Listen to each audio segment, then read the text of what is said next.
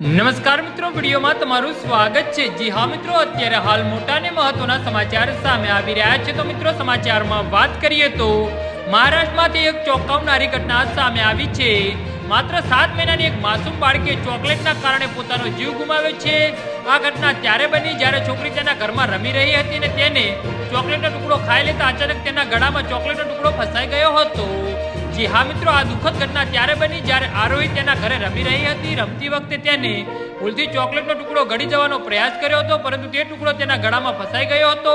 ડોક્ટરે બાળકીને મૃત જાહેર કરી હતી। જી હા મિત્રો, અત્યારે હાલ મોટા અને મહત્વના સમાચાર સામે આવી રહ્યા છે। જ્યારે પરિવારે બાળકીની બગડતી હાલત જોઈ ત્યારે તેઓ તાત્કાલિક હોસ્પિટલ લઈ ગયા હતા, પરંતુ ત્યાં સુધી તેને ઘણું મોડું થઈ ગયું હતું। તપાસ બાદ ડોક્ટરે બાળકીને મૃત જાહેર કરી હતી। આ ઘટના બાદ માતા પિતા ઊંડા આઘાતમાં છે, આખા પરિવારમાં શોક છે।